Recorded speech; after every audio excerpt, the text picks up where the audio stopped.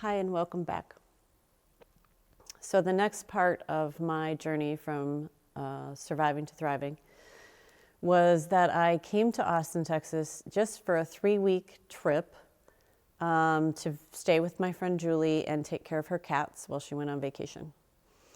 And just a couple days after I arrived, I started getting really emotional and crying a lot. And my friend Julie asked me what was going on, and I said, I don't know. It's really weird because it feels like I'm grieving, but I don't know what I'm grieving. I think my body actually knew that big change was coming and that it was going to be hard, and I was grieving it before it had even happened. But it's like my body knew that I was going to end up in a totally different place in my life. And that would not be an easy transition. So let's get some of the grieving out of the way ahead of time. Anyway, I had an appointment with my counselor while I was visiting here, and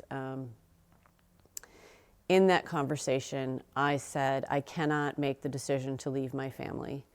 It's too hard. I don't want to hurt other people, but I need to do something. And what I had decided to do was start telling the truth.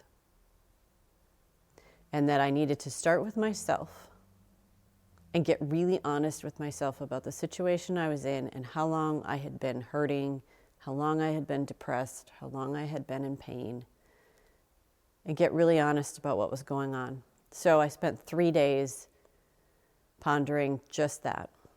What's really going on in my life, and getting really honest. And after 3 days, when I felt like I had a pretty solid handle on the situation, I texted a couple of my friends, said I needed to talk. They both called me back that night.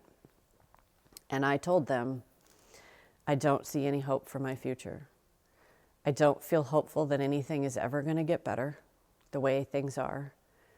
I was physically, emotionally, spiritually hurting. I was numb. I was disconnected from myself. Some of the things I was doing could be considered trauma responses, which means like you disconnect from parts of yourself because it's too painful to address those situations. And that it was not good. And I'd been hurting for a really long time.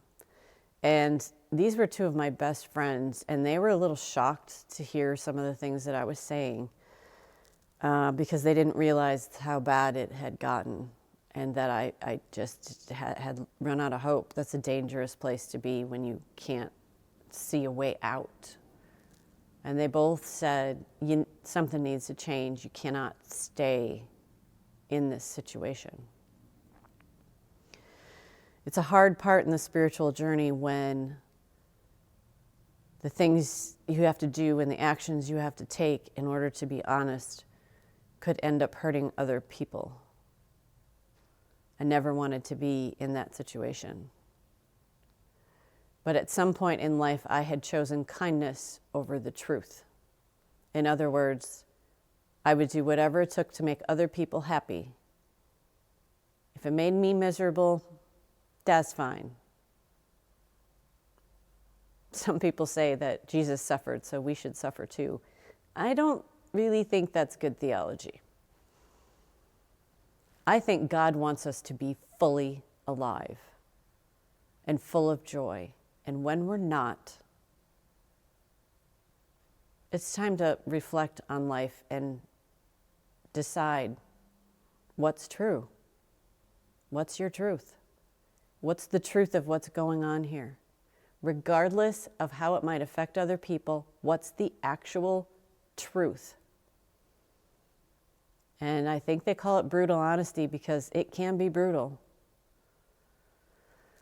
But sometimes you have to leave people with the consequences of their own behavior, and that's hard.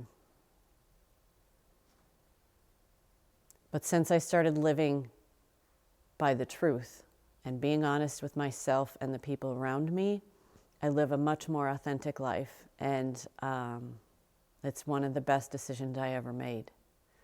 Doesn't mean it was easy, but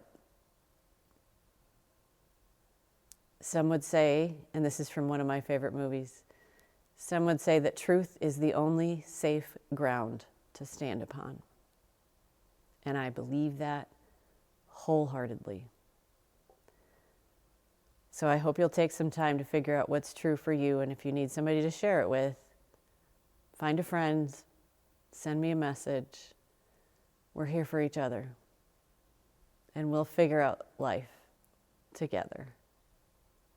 Thanks for tuning in. I'll see you next time.